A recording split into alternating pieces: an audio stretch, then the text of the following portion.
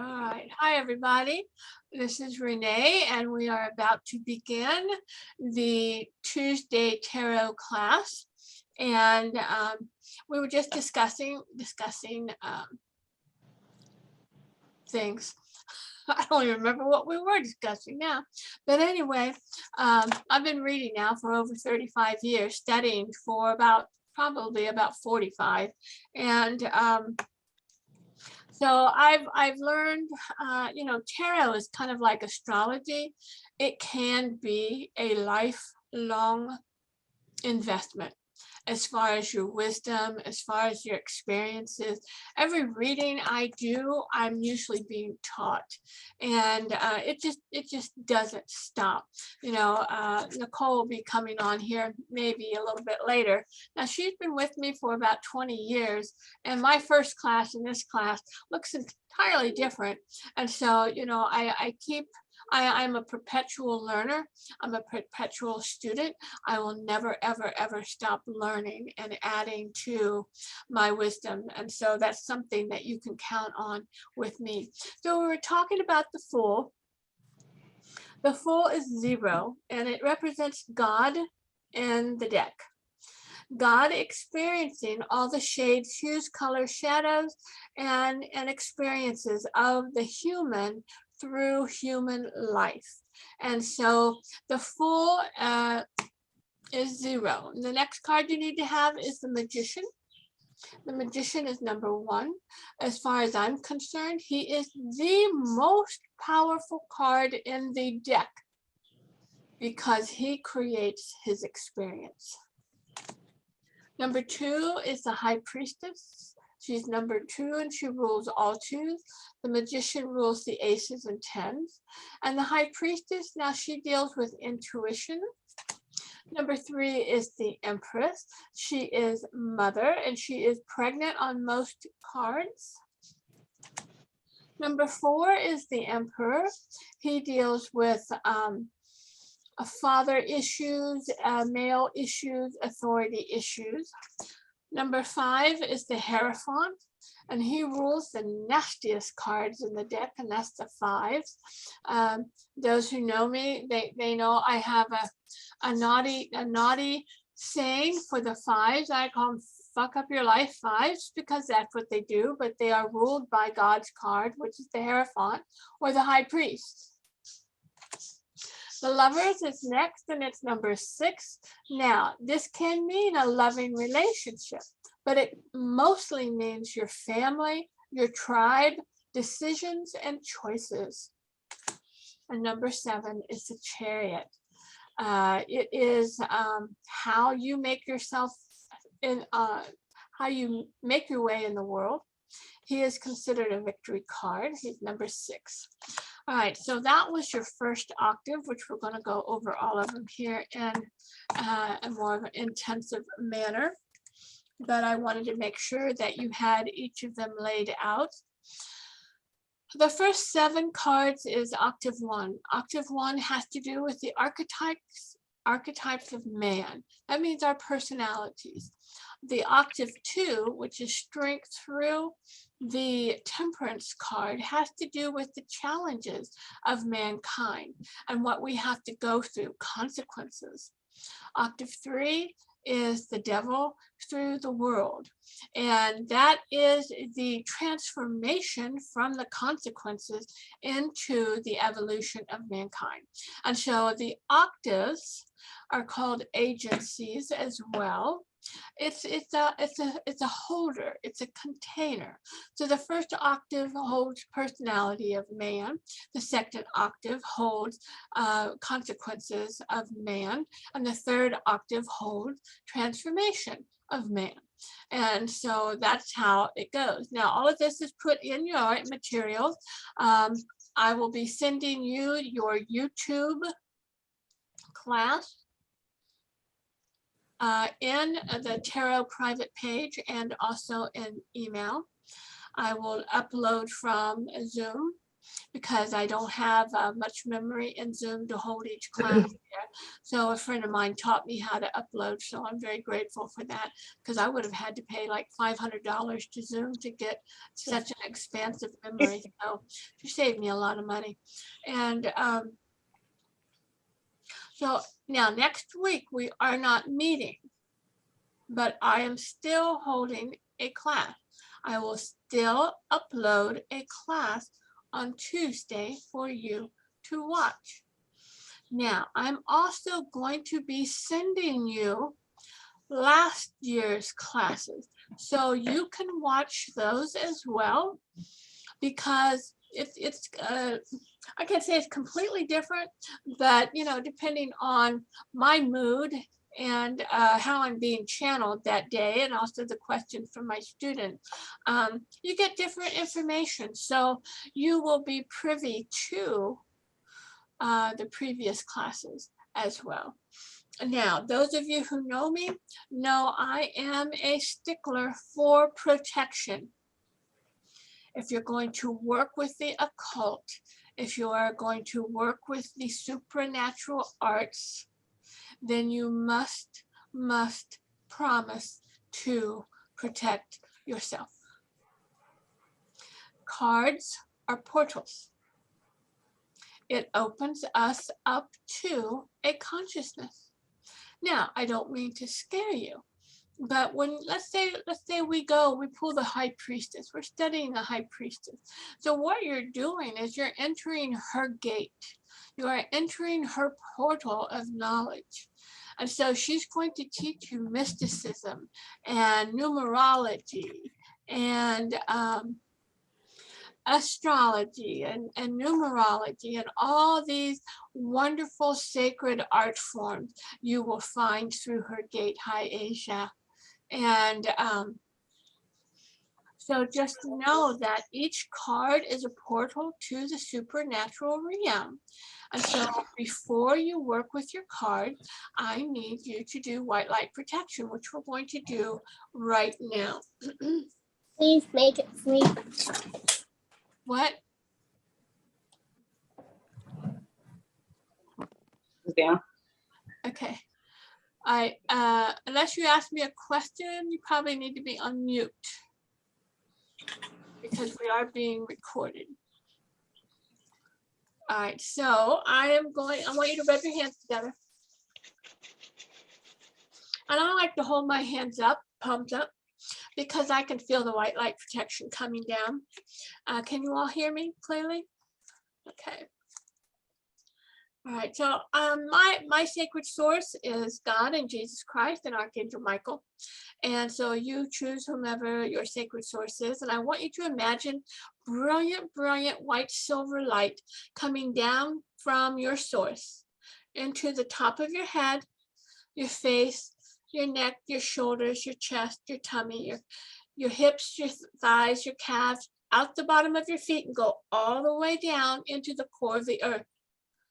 And from there, I want you to envision red light streaming down into that earth, just like a huge tree trunk, anchoring you in. Everything you do in protection, do 3 times. Blasting again, white light coming down through your head, your chest, your tummy, your hips, your thighs, your calves, your feet, out the bottom of your feet, all the way down into the core of the earth.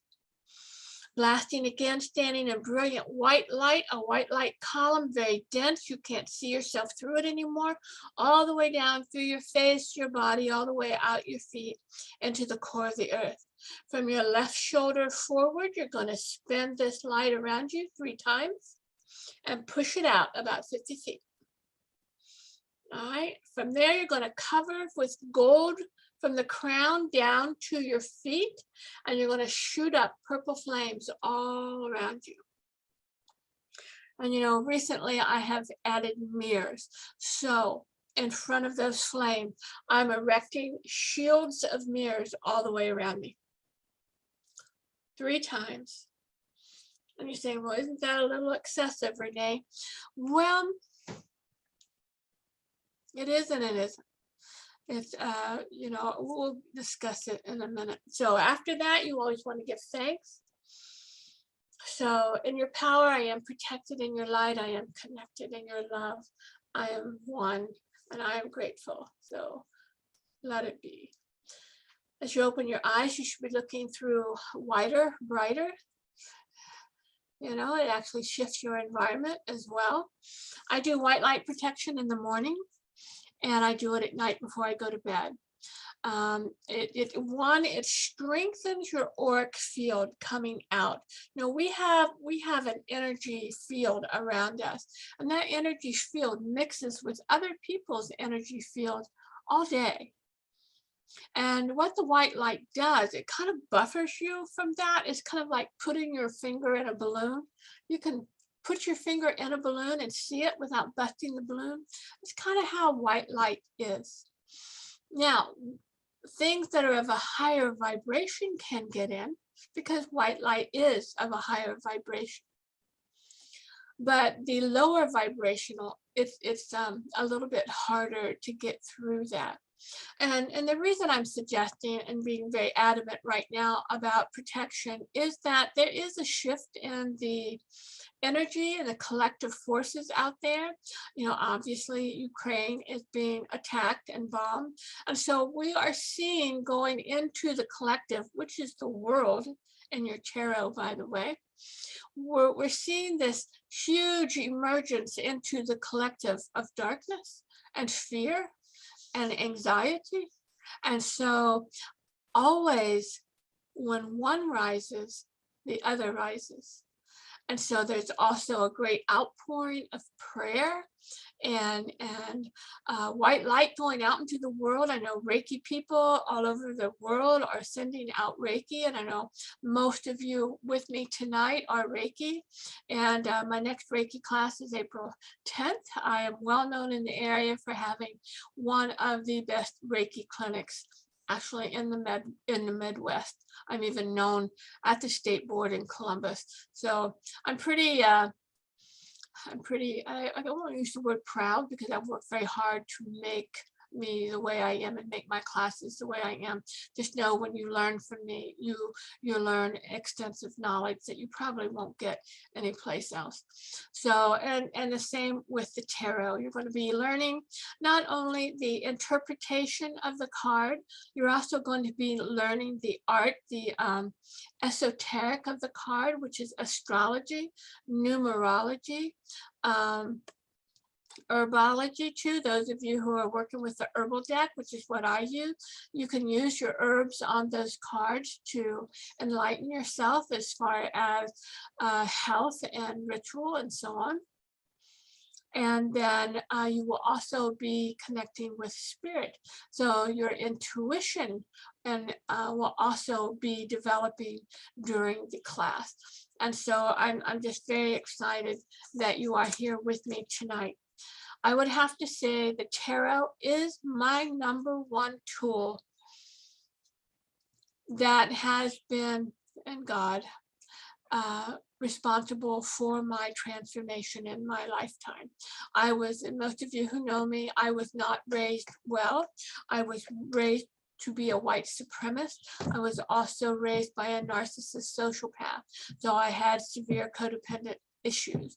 And so I've worked very, very hard on myself to bring myself into balance and into light. But I have to say the cards, because you will learn psychological ramifications and psychological transformations in these cards that will help you become whole and healed and happy in your life. Most all of us that want to learn tarot, it's because we want to change. We want to understand. We want to feel better. We want to be free from suffering. And so those are the big reasons that people want to learn the tarot. Not to mention, yes, future prophecy and prediction does help keep us out of trouble if we listen. And I will underline that one, if we listen, because most of the time we don't like what our own readings say either. Here's somebody else coming, purple group. Who's a purple group? All right, my favorite color is coming. So yay, purple group, come on in.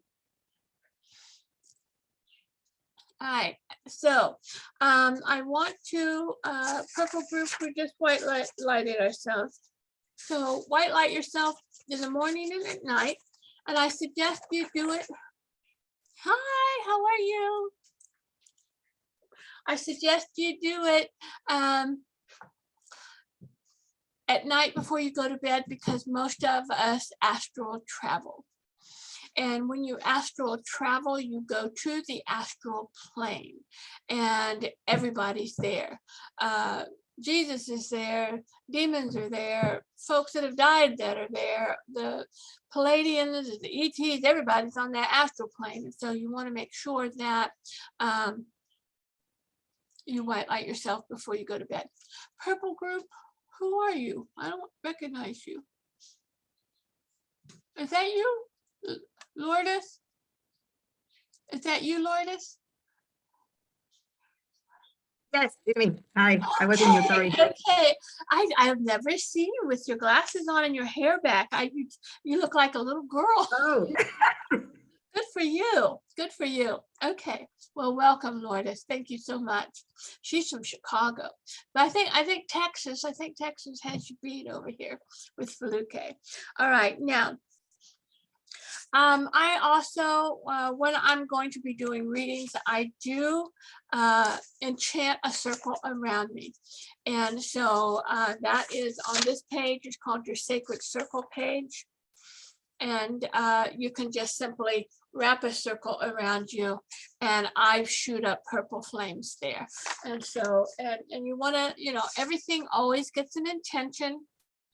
I am perfectly protected from anything negative, evil, or that wishes me harm. Also, tradition and tarot, they suggest you light a white candle, and really up until recently, because I can't hardly find candles anymore, and those little tea candles are pointless. And so you should light a white candle representing the light of the holy and the white light. And then on the sacred space, there is an intention on there that you can use. I light the flame of truth and designate the candle to be the transmuter of negativity. But I also use an amethyst. So if you cannot use a white candle, you can use an amethyst stone. Amethyst, that's why you'll see it at my house. It's all over my house. It is considered the highest transmuter of negativity and healing of all the rocks. Readying the cards. All right, you have your cards with you. And I did ask you to separate the first 7. So just lay them on top of your deck.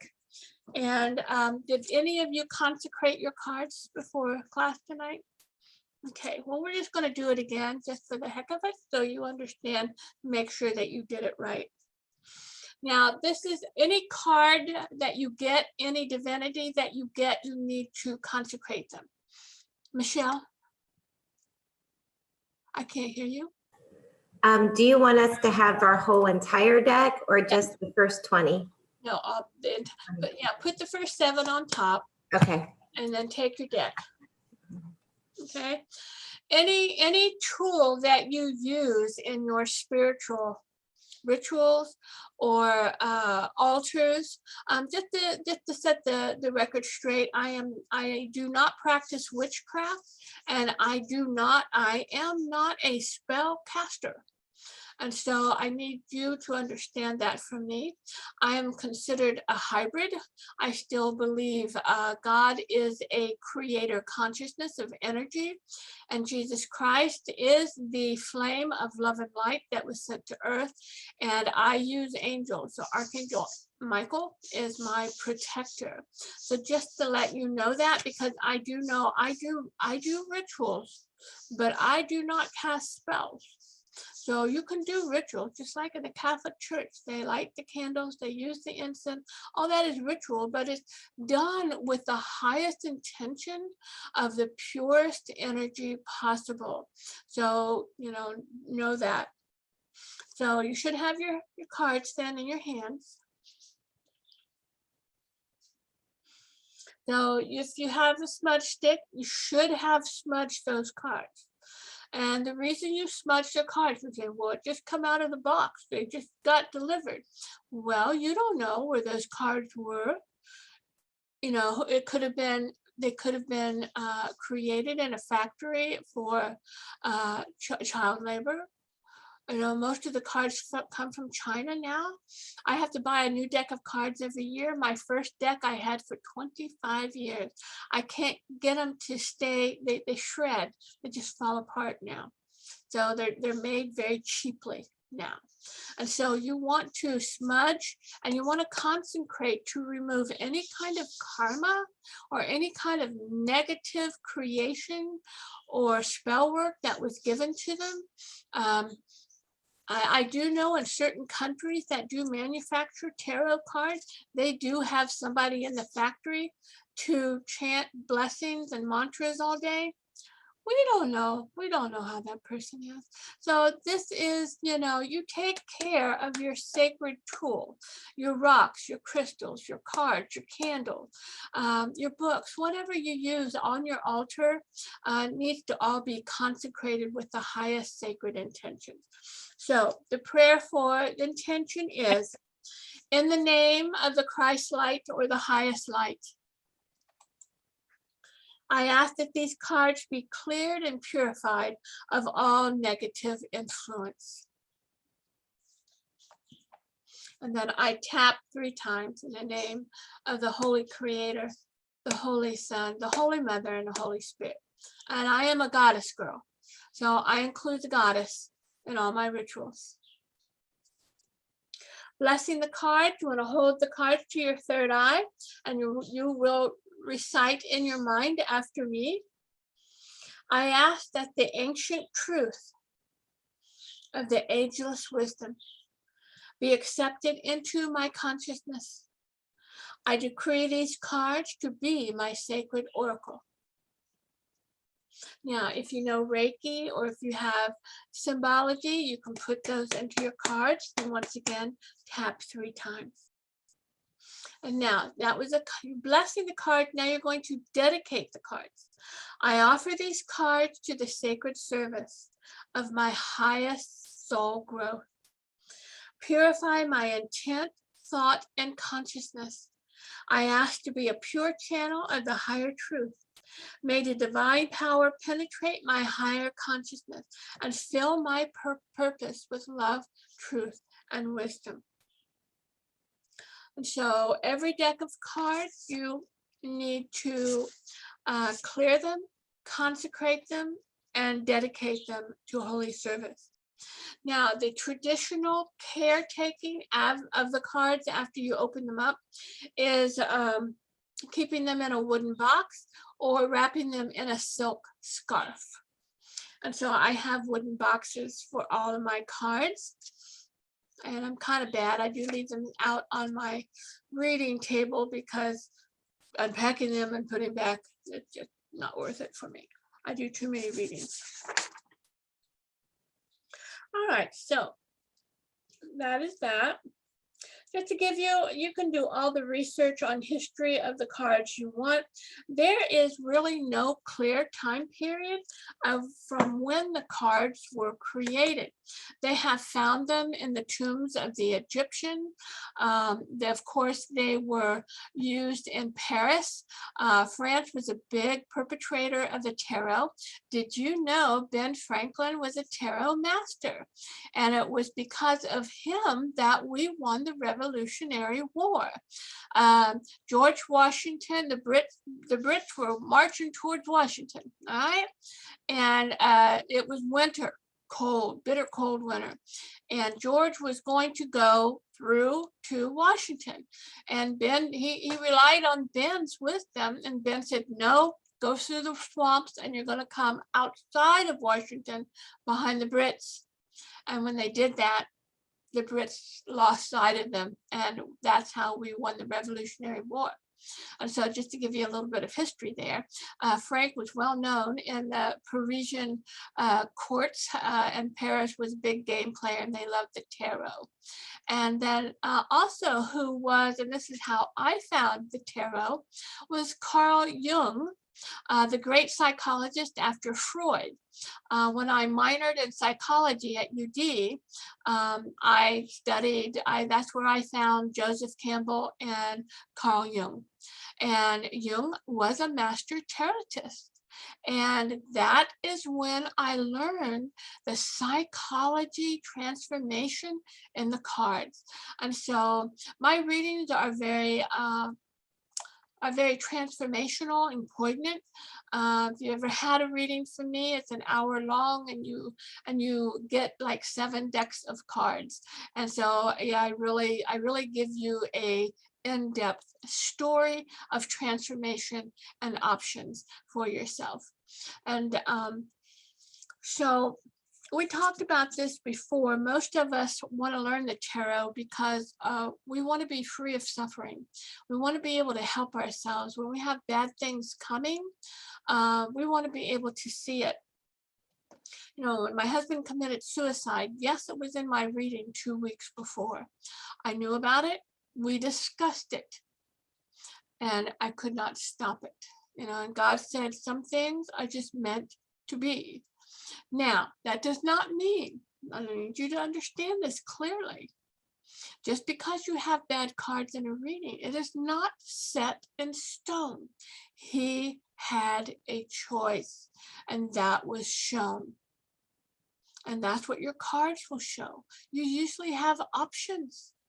They'll show you, well, if you go this way, this is more than likely to happen. This way, another thing can happen. So never your reading is set in stone. You have choices, you make decisions, or you just choose to ignore them, like I do sometimes. And so that's just the way it is. So don't believe if you have a bad reading that, oh my God, this is going to happen. So you always have choices. There is one book out there that I highly suggest for beginners, and it's called Tarot Made Easy by Nancy Guerin. She gives you 30 interpretations of each card. And I read that book to pieces. I mean, literally, it's in like 6 different pieces. And now when I go through and even look at some of her interpretations, I don't agree with them hardly anymore. And so you will find that as your wisdom grows, you won't necessarily need all those study books anymore. You pretty much go by what Spirit tells you. What is the tarot? The tarot is 78 individual cards that hold the personalities of mankind, consequences of mankind, and evolution of mankind. Every experience that exists in humanity exists in the tarot. Every experience, professional, mundane, blissful, spiritual, bad, wrongful, it's all there in those 78 cards. The first 22 cards are called the major arcana. The major arcana existed for hundreds of years. The minor arcana, the last 56, they didn't come into being until the late 1800s. And so if those of you who will not go on to my 2nd, 3rd, and 4th class, just know you can still give yourself pretty good readings through the major tarot. The shadow cards are usually held in the swords. There's 13 shadow cards, and I have them listed on the bottom of that paper. The ancient wisdom, as I said earlier, you're going to be learning 3 different kinds of wisdoms for the cards. The basic knowledge, which is the interpretation and the imagery on the card. The esoteric, which is the hidden secrets like numerology, astrology, herbology, the Kabbalah. And also intuition. Intuition, each time you look at a card, you may see different imagery or it connects you in a stream to the rest of the story. The main theme for the tarot is the question you hold when you're getting ready to do a throwdown is, what do you want? So you need to have, I usually leave it up to spirit, but I also have a general theme. Here lately it's been love. Before that it was finances, or it was my classes, or what is my next priority, that type of thing. But I usually leave them all up to spirit. Now, your homework is 20 minutes per day. Now, you can do more if you want, but what I have found is my students get overwhelmed. And so just 20 minutes with each card. Now, this first week, I just want you to do one card a day. And you're going, there's a meditation that I'm going to send. Actually, your meditation is on one of the papers that I sent, and it's called Card Meditation Prep. And so you're going to put the card in front of you, and you're going to ask permission to enter that card's gateway. And so you're going to say, Magician, you know, I am here because your cards will be your friends. Your cards will be your confidants. Your cards will be your wisdom gatekeepers. And so with each of your cards, you're going to become friends, and you're going to get to know them very well. And so you're going to sit there with that card in front of you, and you're going to ask certain questions. You know, if I come into your gate, what will you tell me? What are you here for? What is your purpose? What is your major truth? What if anything, is your shadow side? And so that sheet of paper holds all the questions that you can ask when you enter the portals of these cards. I do also ask that you keep a journal. And every day, out of these 7 cards, you're going to pick 3 cards and see if you can learn something from them, or at least 1 card a day. So you're going to spread them out and then just shuffle them, spread them out, and pick 1 per day and learn the wisdom of that card. All right, so I'm going to go on a shared screen now, so we're going to get right into it now.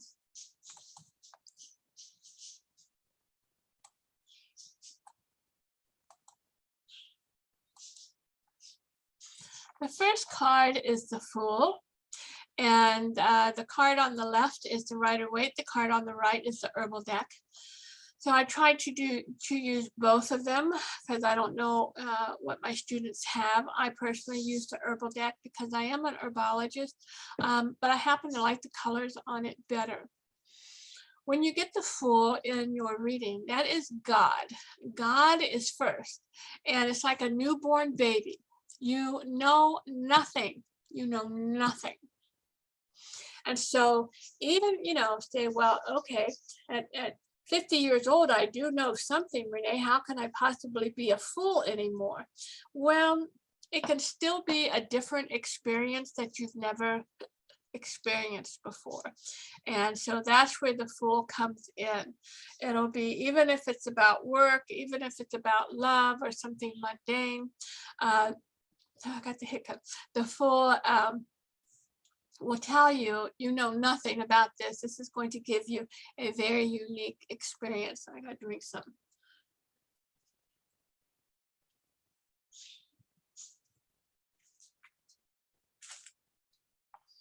So the first thing, and God gives me wordplay. So on the Fool, it's the letter F first. Fearless. The Fool doesn't know not to be afraid. This is why he is divinely protected by God. The Fool and the High Priestess and the Star are all divinely protected by the Holy.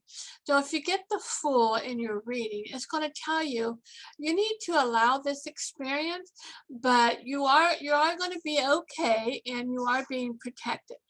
So have faith that you're going to be okay, because you're actually under God's grace.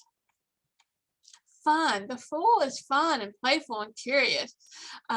He's not afraid of anything. That's why in both cards, he's ready to walk off a cliff. He doesn't know any better. He doesn't know not to walk off that cliff. And so he's curious. He also is very temporary. He doesn't stay in the experience. It's very present moment, and very temporary. He's always a new beginning. And so he's going to reveal to you a new path. So this is something you've never experienced before. And so this will be brand new to you. And then I've added this analogy to this. It's called the space between stories. Something happened. You've retired or you lost your job, something happened. And so that is your story.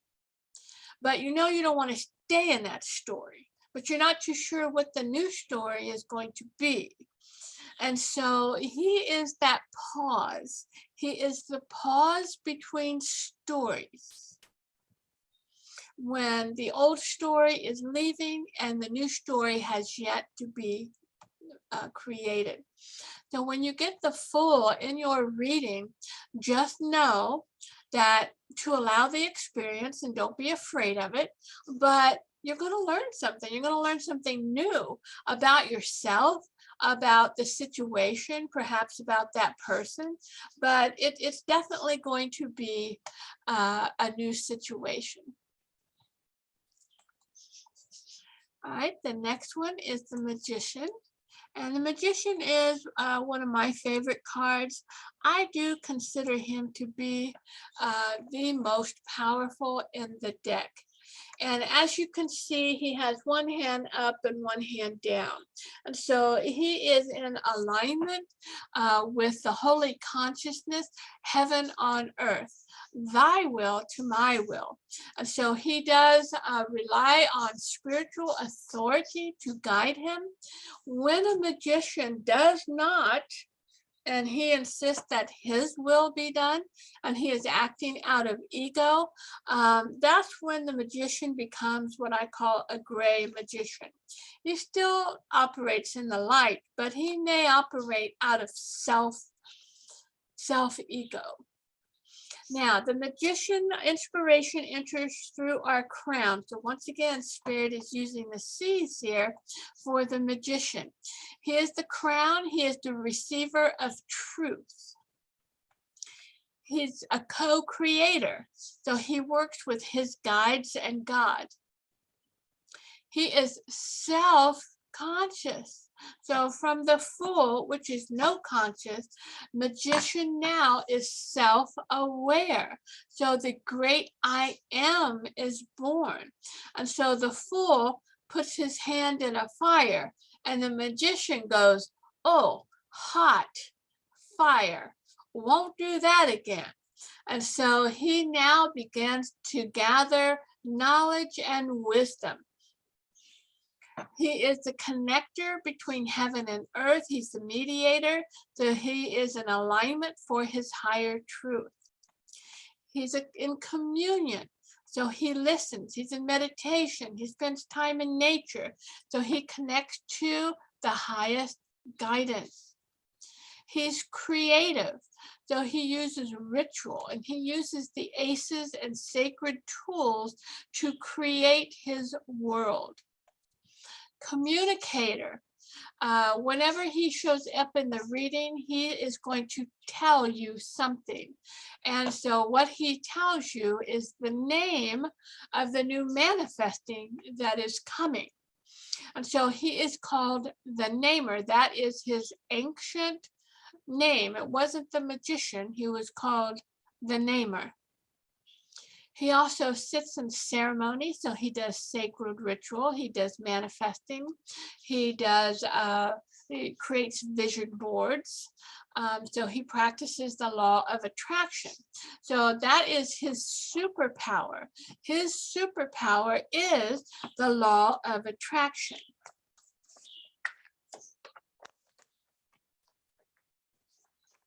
What else do I have on here? Now, on your paper, I talked about affirmation, and the formula for affirmations is today I give thanks for. Now, That is the #1 transforming mental practice that I have done for myself to change myself. As I said, I was raised to be severely codependent. So one of the first things I claimed for myself was inner knowledge. So today I give thanks for I am my own self-authority. No one controls me ever again. So that was one of my very first affirmations. Concentration is also here. When he is practicing, when he wants something, he goes into extreme focus. And so we do have a higher force of concentration that he goes through. So he uses synchronicity, he uses wisdom from the holy to do his rituals. He's very committed to his practice. He's very present moment. All major arcanas are present moment except for a handful, and we'll go through this, but the magician is present moment. He's very honest, practices discernment, and so you never, ever, ever tell someone what you're going to be doing before you do it. So he keeps his dreams and his goals silent. He also practices white light magic. His weakness is his unhealed ego, and that is his shadow side. When he does spell casting or he does magic to manipulate or influence a situation for his own personal will. So he is the big superpower of the law of attraction and manifesting. Some of the questions that you want to ask yourself with him is, what do you need to focus on to change in your life? How are you directing your intention? Where are you putting your energy? Do you believe your thoughts can co-create your life? What are you manifesting? What do you want? That is his big question down there. What do you want? You have to be able to answer that, or else the universe just delivers you wishy-washy stuff. The next card is the, oh, by the way, he is solitary. He and the high priestess never partner. They are single.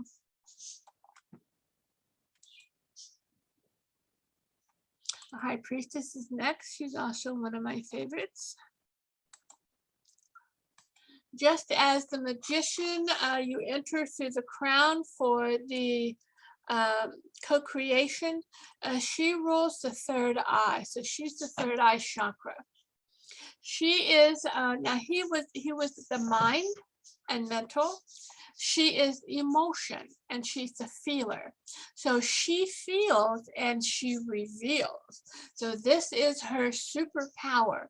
So, you know, on these pieces of paper, you know, I give you all this information. I do not expect you to remember all this information, and you probably won't remember it for a good year. But I do give you these little keywords. Try to memorize those. So she rules the third eye. The third eye is the vision holder, the Akashic records, and the truth and intuition. The vision holder, he receives the idea.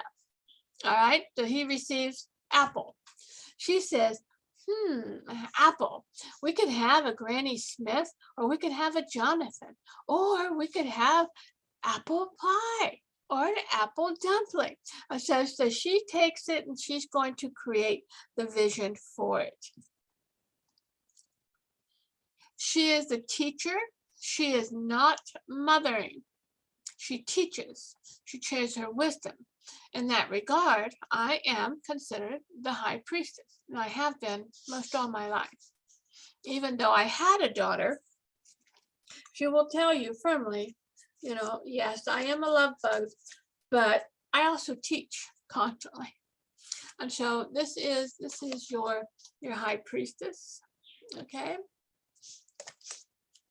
She's also one of my favorites. She is divinely protected. Now she's going to tell you something. So you're going to look to the cards after her. So you'll get her in your reading. So she will tell you, listen to your intuition. Things are not obvious. What does your intuition say? So you'll look to the cards after her to see what her intuition is going to reveal to you. She is a psychic. She rules all the clairs, knowing, sight, hearing, touch, and smell. She is a seeker. She seeks wisdom constantly. She's a seer. She's always receiving information from her holy source. You know, those things that come into mind where you know that you know and you don't know how you know, or you think of someone and then they'll call you, or you'll know not to do something and you'll hear later that, you know, something bad happened to that event. And so, you know, she's always got her third eye open, and she's always seeking. She is self-knowing. So she has to learn to trust her insight.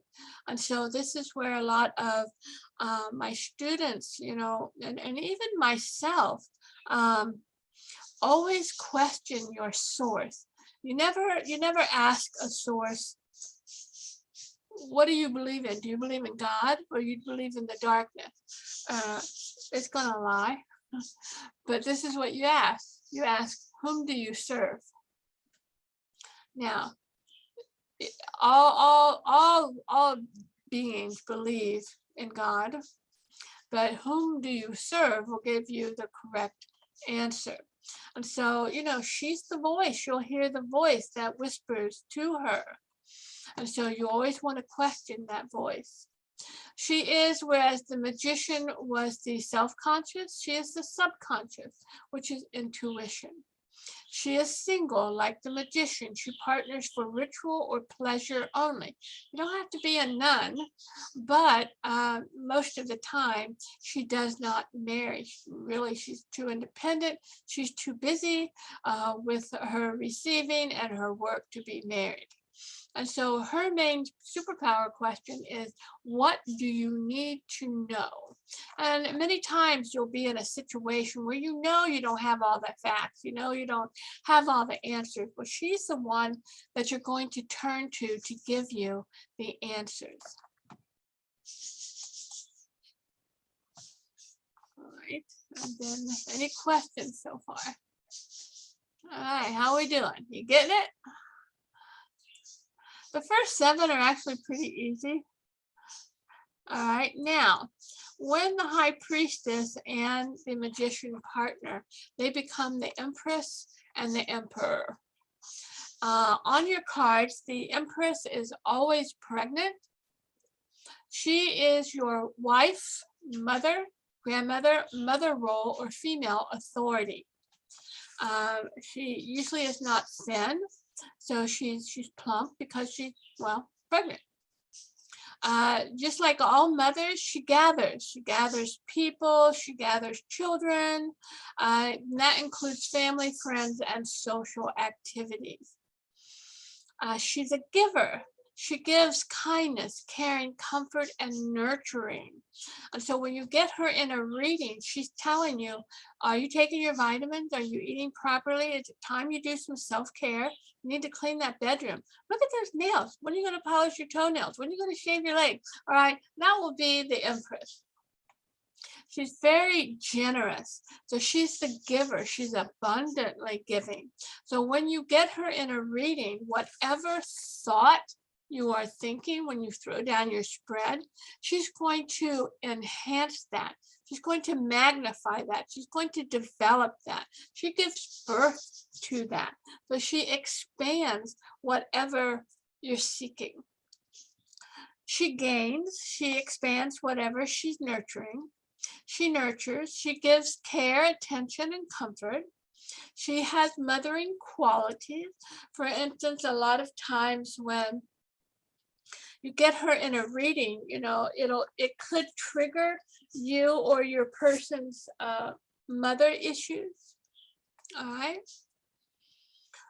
She usually is pregnant, so it can portend a pregnancy, especially with certain cards. The Page of Cups, Six of Cups, Knight of Cups, fill those cups. And so she can pretend that a child is coming. She is a creatrix. Just because she becomes the Empress, she is, remember, she still has the wisdom. She still carries the wisdom and rituals of the High Priestess. The home domestic, she loves to decorate. She loves her environment. And so you'll see her when it's time to, change something in the home. And certain cards will designate that for you. So we'll get into those later. So her question is, what do you need to nurture? On both the High Priestess and the Empress, you will see moons and you'll see water. Once again, she's emotional. So both she and the High Priestess have emotions. And so the Emperor and the rest of the cards in this octave, pish posh on emotion, we need to take control. And so that's when we go to the Emperor.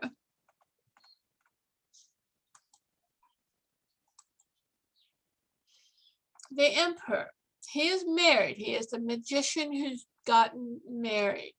So he still carries the wisdom and the knowledge of manifesting as the Emperor. He is the dad. He is the director. He is a husband. Now, a lot of my women, or even myself, I had a fiance before my late husband, and he married his son's mother during our engagement. And how I found out about that is that the King of Cups became an emperor. And so I had to call him one Monday and I said, well, what have you done? And he goes, how do you know these things? And he had to tell me, I married my son's mother because blah, blah, blah. I'm like, well, how do I fit into this? And I said, I don't think there's room for me. So, obviously it ended. And that's when the Nine of Swords hit again. And so the Emperor is a husband. He's a husband and a father. He's a dad. He's a director. He's the doer. He doesn't, he's sitting now in the Herbal deck and in the Morgan Greer deck. He is facing the past. Left is past. All right, the past is where he receives his knowledge. But in the Rider-Waite deck, he's taking you full on. And so he gets it done. He's not messing around. He's in power. So he is your discipliner. For instance, when a female gets this card in her reading, let's say her dad is dead, she doesn't have a husband, and she doesn't have a lover, so the Emperor shows up in her reading. So the Emperor is going to tell her, you need to get control of your life, you need to discipline yourself, you need to come back into balance, you need to come back into power. There's something you need to protect yourself from. And so he's that inner father in you, the inner father that says, now, wait a minute, little girl, wait a minute, we need to do this and we need to do that. And so on your papers, I gave you the responsibilities for the father figure. Now, when we get to the lovers, we are also father within ourselves. The father is who teaches all children self-worth and self-esteem, especially daughters. When women had absent fathers, they're the ones that grow up with the problem, the codependency and the low self-esteem, because the father was not directly involved with them, encouraging them, supporting them, uplifting them, protecting them.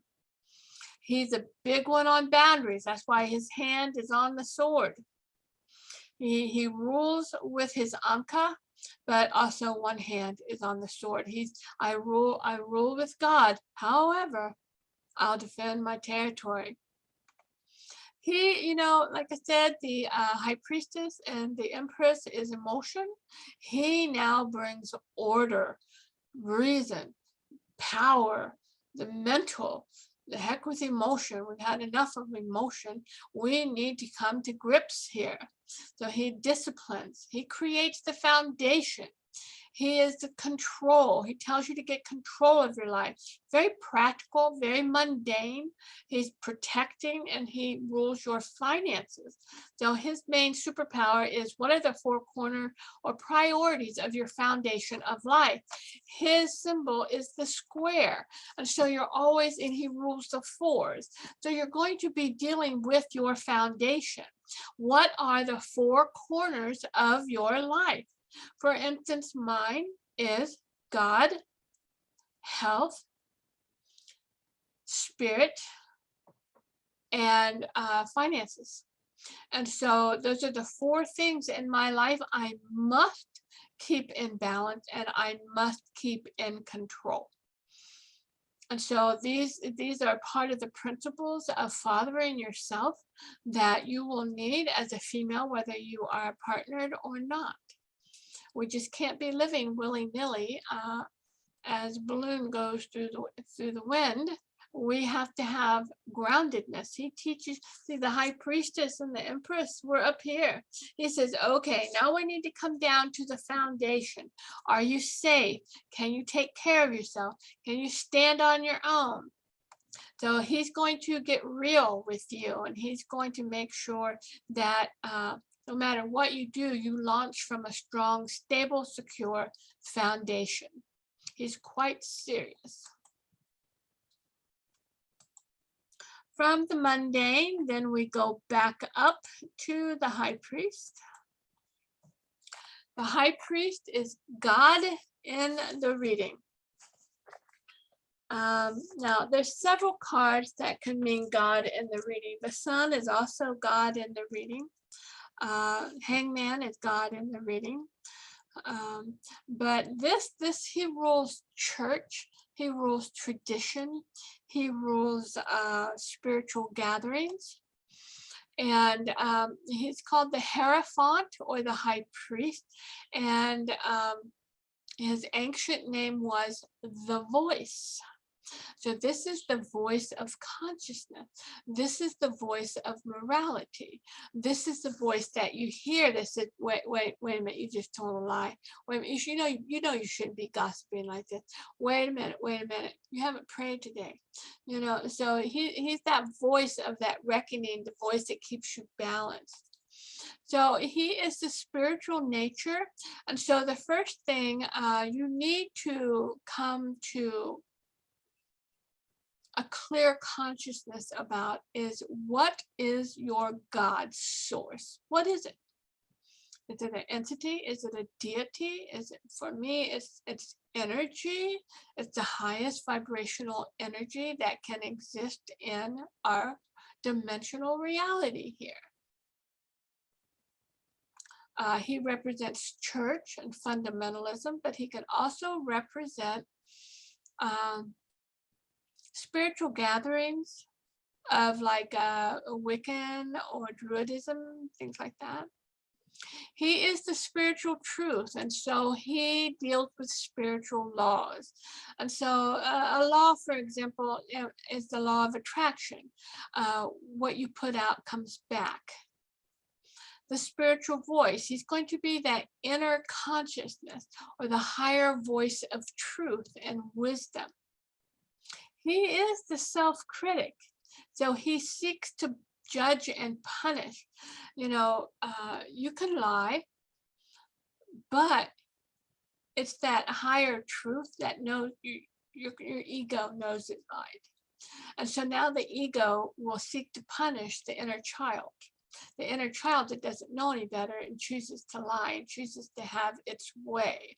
And so this card holds great power, because he is the key to truth and morality. He is the judge, morals, good or bad. He is a spiritual consciousness. He's asking you to always take the high road. He rules the most wicked number, and that is the 5. All the 5s are problem children. He rules spiritual community and church, which can also be fellowship and spiritual community. And so his main question is, what is your God source?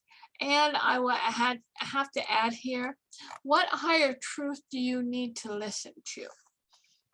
So a lot of times when you are ignoring God or ignoring your readings, you'll get his card and he's like, what are you doing? All right.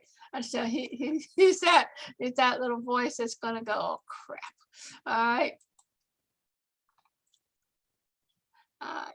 And then the Lovers, as much as I would love to say they're all romance and lovey-dovey stuff, they are not.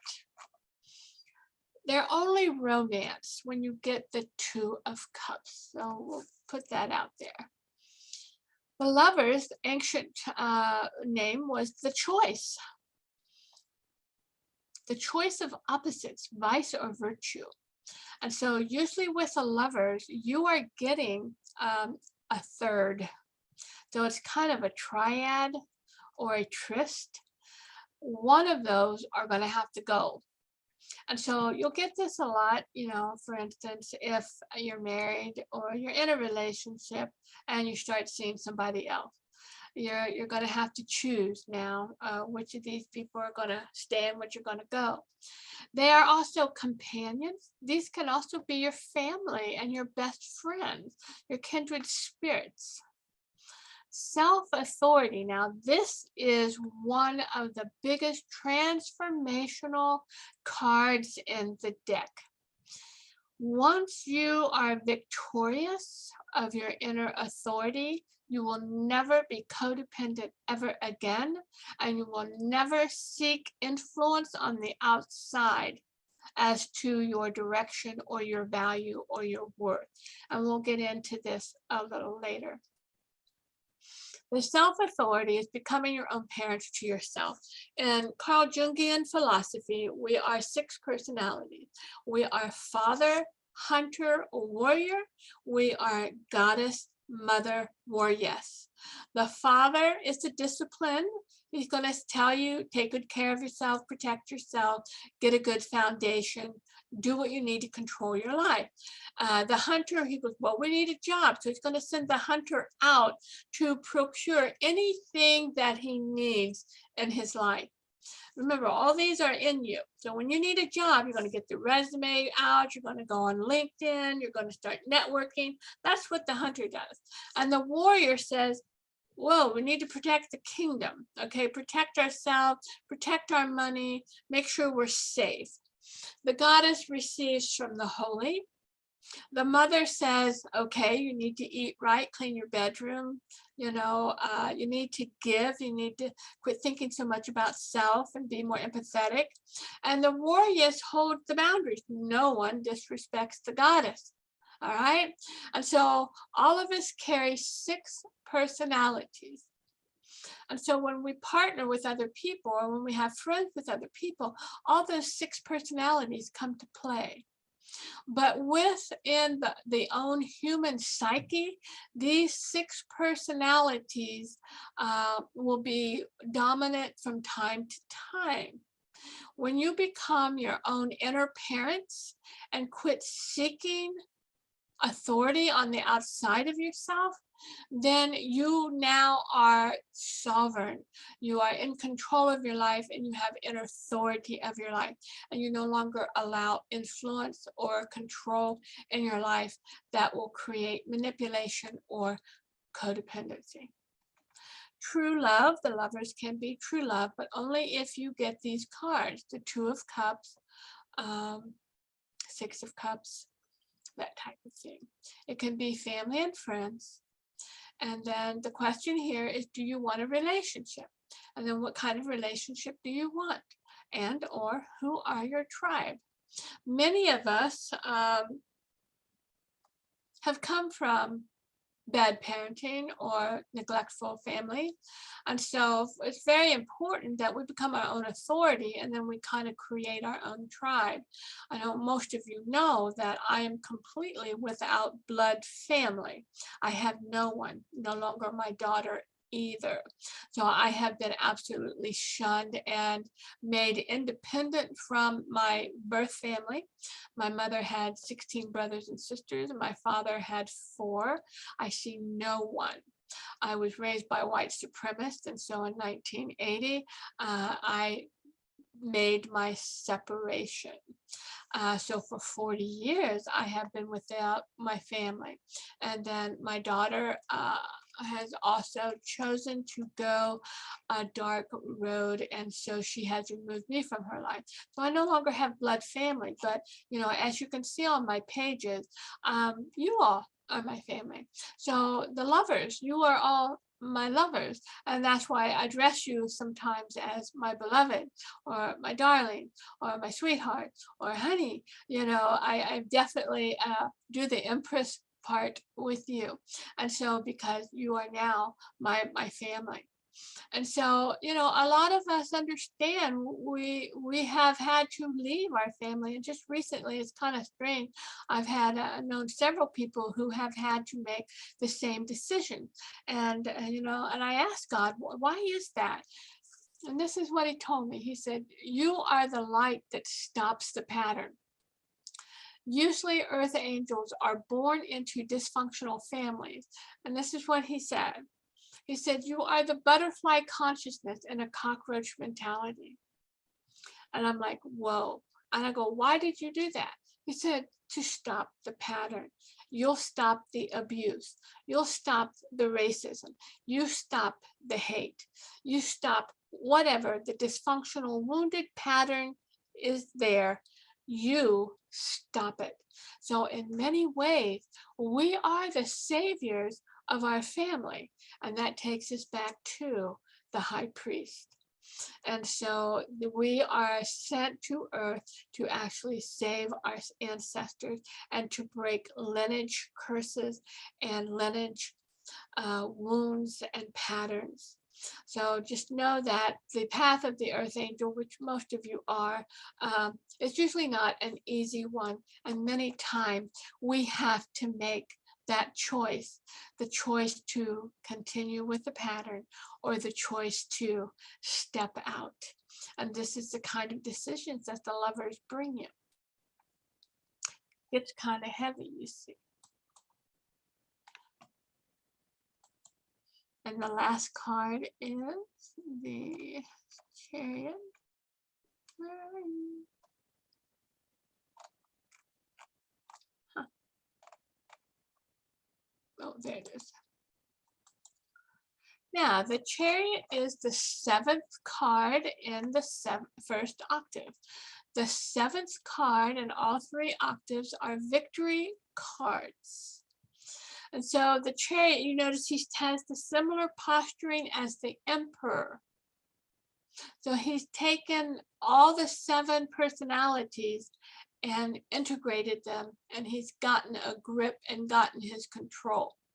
So whenever you get the Chariot, you look to see who gets to ride in the vehicle. The vehicle is us. In your dream times, when you dream of a vehicle, it's actually you and how you are making your way in the world. And so the Chariot rules daytime fears, your work, your family, your job, your health, all of that he rules. And so he says you need to get a grip, get control, and get going. So get control is over your will, which takes us back to the magician. Get going, you made the right choice with the lovers. He's divinely driven. He's passionately pursuing his dream in the highest truth. He's divinely devoted. What are you willing to fix? What are you willing to give up for you to be successful and for you to maintain the high road? He's divinely directed. He usually takes the path less traveled. he stays in his higher connection and in his higher wisdom. He's divinely done, so he takes that high road. He can actually be a car, a truck, a vehicle of some kind. He is the victory over ego and our shadow side. So whenever you get him in a reading, know that you are victorious over your shadows. So who gets to ride in the chariot? Usually there'll be a court card. Any daytime fears you have, job loss, vehicle problems, lack of money, what if something goes wrong in the house, that type of thing. So what needs to be balanced or brought into control? And so, because whenever you get him, usually there's something in your life that needs your control. So you want to look for him and the Emperor, and they are the ones that tell you to really get control in your life. And the Chariot will let you know that you listened to your inner Emperor and you did get and will bring balance back.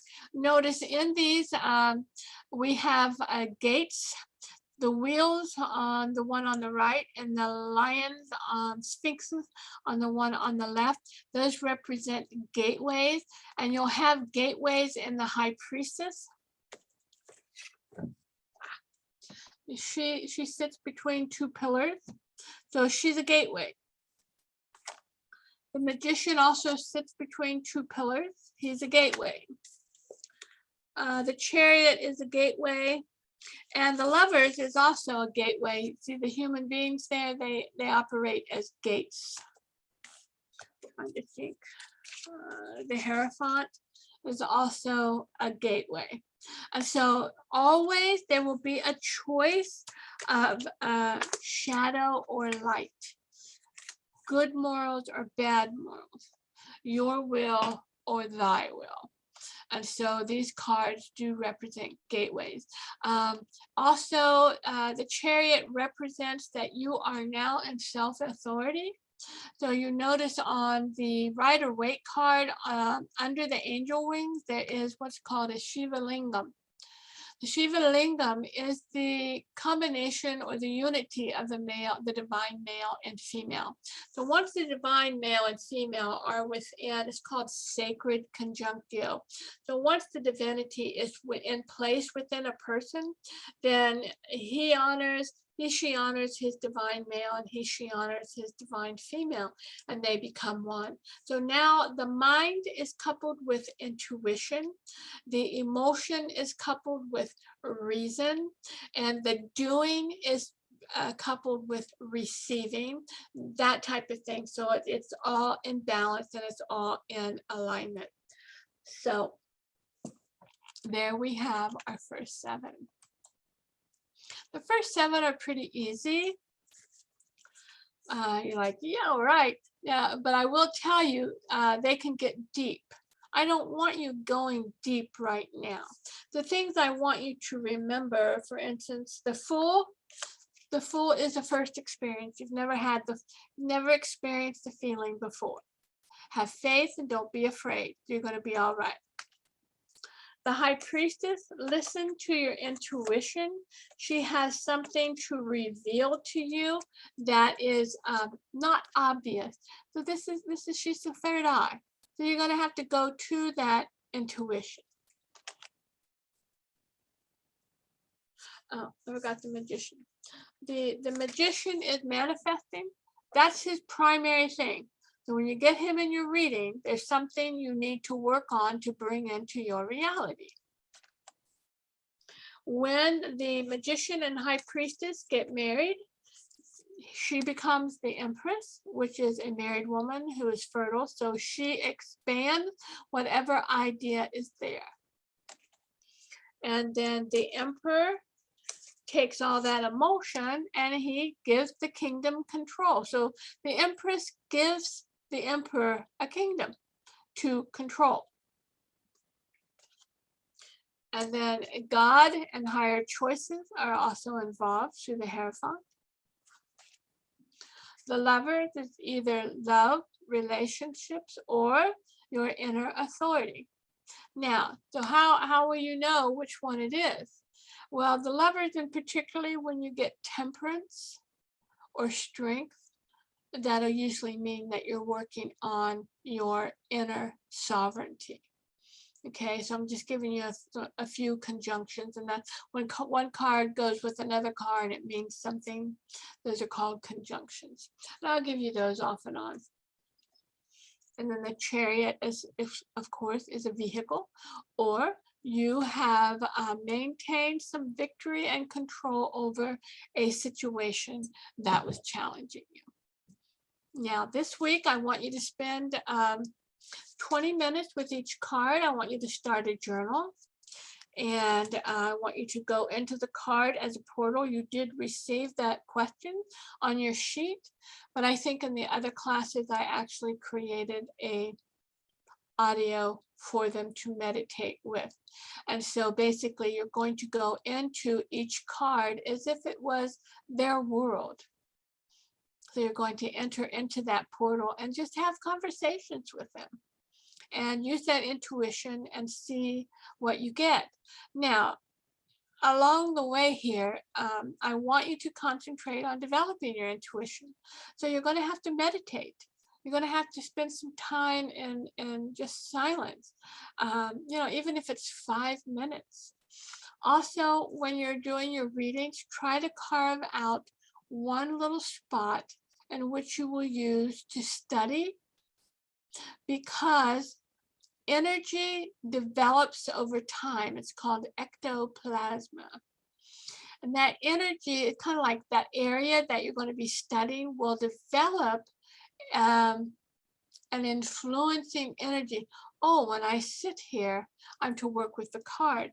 Oh, and it actually helps hold wisdom for you. You could put crystals there. You can create a little altar there for the goddess or the high priestess. You want to use stones like amethyst and a clear quartz crystal. Once again, everything needs to be consecrated and intended. A rock is just a rock unless you've given it a purpose or an intention. It just doesn't automatically start sending information to your solar plexus. No, it's just a rock. So you need to know that. I mean, there's magic and then there's foolishness. Okay. All right, so that's your goal, is to spend 20 minutes with each card and bring all your questions to April 5th, I think, is our next together. Now, the reason I did that is because my beautiful little high priestess, I had 35 of them in my previous class. Well, by the time we got to like that 4th week, there was like 15 or 20 or something. You have lives, you're busy. And so they found it hard to keep up with me every week. And please know that the tarot, you're just not going to wake up tomorrow and know it. Just know that it's not something that you just wake up with. It's a journey. It's a journey that takes time and investment and practice and intuitional reception. I spent a year in daily practice and study. Granted, that was a year. I did spend 12 years in a wheelchair in the 90s, and that was during that time. And so I was, believe it or not, a computer teacher. And so God told me, from that chair, you'll learn to serve me. And I couldn't imagine what, but then, it all came together. And so just know that you're gonna, just don't try to memorize this whole paper. Just try to remember those words up there I gave you. And God made them easy. Like with the magician, it's all C's. With the high priestess, it's all T's. With the emperor, it's all D's.